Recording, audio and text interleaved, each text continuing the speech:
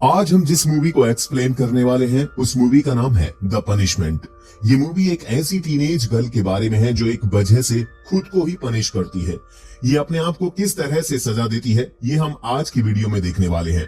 तो मूवी की शुरुआत में लूसी नाम की एक लड़की को देखते हैं जो अपने पेरेंट्स से छुपके अपने एक फ्रेंड की बर्थडे पार्टी में आई हुई होती है और अपने दोस्तों के साथ मस्ती कर रही है। उसके फ्रेंड्स मिलकर जबरदस्ती ड्रिंक पिला देते हैं। एक लड़का लूसी से मिलने आता है लेकिन लूसी उसे इग्नोर कर देती है।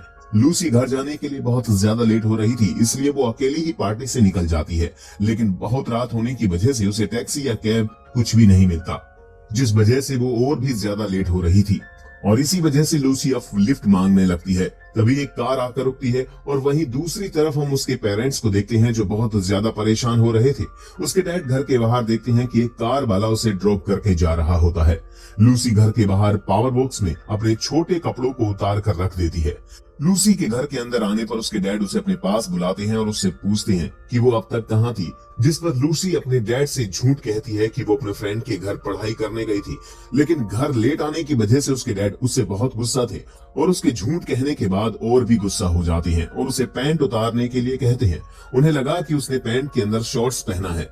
फिर वो उसकी मोम को बाहर चेक करने भेजती है। बाहर उसकी मोम को वो शॉर्ट्स मिल जाता है और वो उसे कार में छुपा देती है।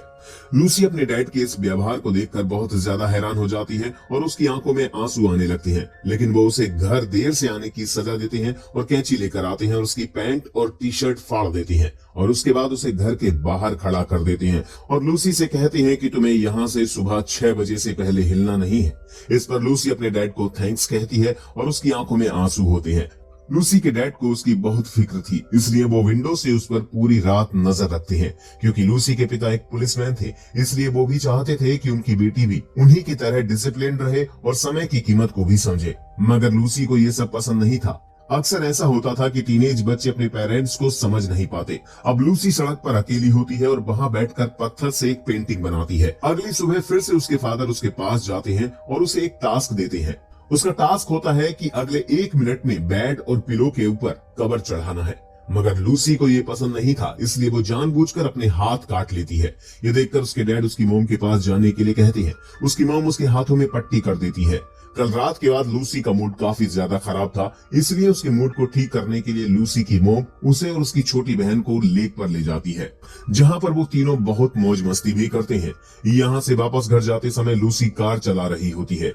तभी उसे रास्ते में 2 बड़े पत्थर दिखाई देते हैं। उसकी मोम गाड़ी से उतरकर लूसी को गाइड करने लगती है। तभी लूसी का पैर ब्रेक से हटकर एक्सीलेटर पर पड़ जाता है, जिससे गाड़ी उसकी मोम के ऊपर चढ़ जाती है।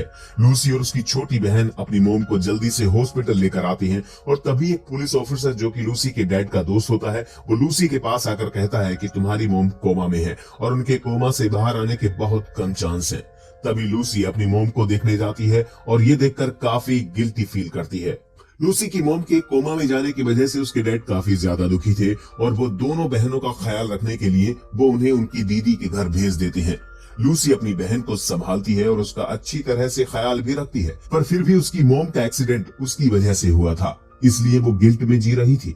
एक दिन वो अपने डैड से कहती है कि वो उसे पनिश्ड करे, जिस पर उसके डैड कहते हैं कि नहीं, उसकी मोम को ठीक हो जाने के बाद वो तय करेगी कि उसे क्या सजा मिलनी चाहिए, तब तक उसे इंतजार करना होगा। लूसी अपने आप से बहुत ज्यादा नाराज थी और कहीं ना कहीं अपने डैड से भी, क्योंकि वो इन सब का जिम्मेदार उसे ही मान रहे थे। इसलिए वो तय करती है कि वो खुद को सजा देगी। वो वॉशरूम में जाती है और वहां पर अपनी पैंट को फाड़ देती है, जिसके बाद वो रोड पर जाती है और गाड़ियों से लिफ्ट मांगने लगती है, लेकिन कोई भी उसे लिफ्ट देने के लिए तैयार नहीं होता।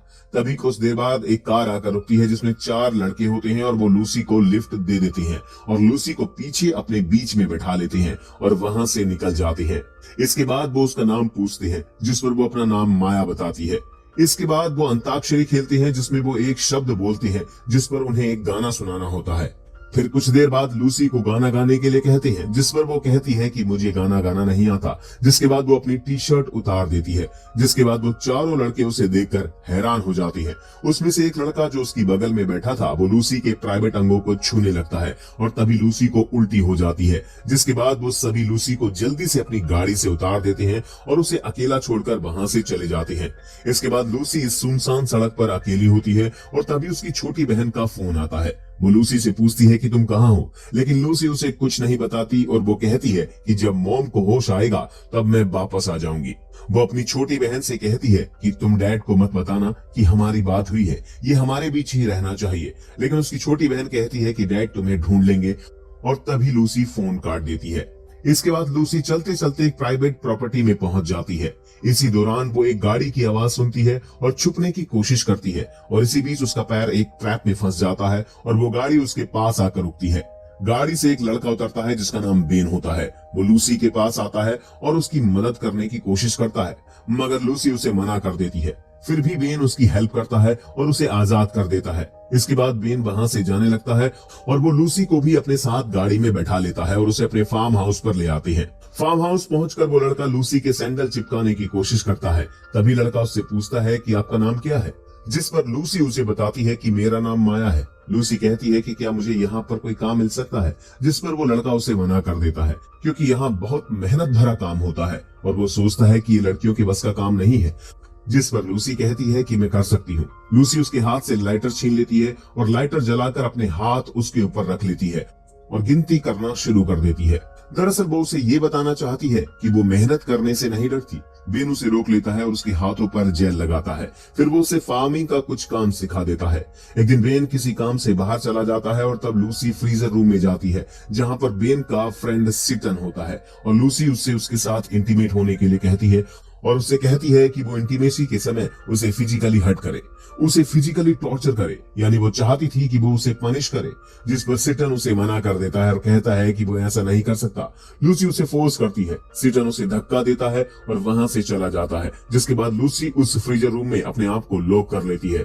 उस रूम का टेम्परेचर काफी ज्यादा कम था, जिस वजह से उसकी तबीयत काफी ज्यादा खराब होने लगती है। तभी यहाँ पर बेन आता है और उसे यहाँ से बाहर चलने के लिए कहता है, लेकिन लूसी उसे मना कर देती है और वो कहती है कि मैं यहीं रहूंगी। जिसके बाद बेन भी अपने कपड़े उतार देता है और कहता है कि मैं भी यहीं रहूंगा, हम दोनों यहीं पर फ्रीज हो जाएंगे। इसके बाद लूसी मान जाती है और वो उसे लेकर अपने घर आ जाता है। इसके बाद बेन एक रेडियो लाता है और उसके लिए गाना प्ले करता है। फिर ये दोनों एक दूसरे के करीब आ जाते हैं। इसके बाद लूसी के डैड को दिखाया जाता है, जो कि बहुत परेशान होते हैं क्योंकि उसकी वाइफ कोमा में है और लूसी गायब है, और उसके डैड का दिमाग काम नहीं करता। उन्हें बहुत गुस्सा आ रहा होता है। इसके बाद बेन और लूसी बात कर रहे होते हैं और बेन बताता है कि उसके ग्रैंडपा आर्मी में थे और उन लोगों का लूसी के डैड के साथ कनेक्शन भी है। ये सब जानने के बाद लूसी यहाँ नहीं रुक सकती, वरना उसके डैड उसे ढूंढ लेंगे। इसलिए वो सुबह होने से पहले बेन को बिना बताए निकल जाती है। लूसी के डैड को उसकी छोटी बहन से पता चलता है कि लूसी खुद को पनिशमेंट देने के लिए निकली है। तब उसके डैड अपनी बेटी को ढूंढने के लिए निकलते हैं। लूसी एक आदमी से लिफ्ट मांगती है और ये आदमी भी उस फार्म में काम करता है। वो आदमी लूसी के साथ फ्लर्ट करने की कोशिश करता है और लूसी भी उसके साथ इंटीमेट होने के लिए तैयार हो जाती है। फिर वो अपने फोन को चालू कर अपने पॉकेट में रख लेती है, जिससे उसके डैड को पता चल जाता है कि लूसी के साथ कुछ गलत हो रहा है। लूसी उस आदमी से कहती है कि वो उसे हर्ट करे और उसे फिजिकली टॉर्चर करे। वो आदमी उसके करीब जाता है। तभी लूसी के डैड उसके फोन को ट्रेस करते हुए वहां पहुंच जाते हैं और सायरन की आवाज सुनकर वो आदमी डर जाता है और वो वहां से भाग जाता है। लूसी के डैड लूसी के पास जाते हैं। लूसी अपने डैड से बहुत ज्यादा गुस्सा थी और गुस्से में गलत कदम उठाने वाली थी। उसके डैड उसे जोर से गले लगा लेते हैं और उससे माफी मांगती है। इसके बाद मूवी का सीन शिफ्ट होता है हॉस्पिटल में, जहां लूसी अपनी मॉम का ख्याल रखती है, और इसी के साथ ये मूवी यहीं पर एंड हो जाती है। मूवी देखने के लिए धन्यवाद।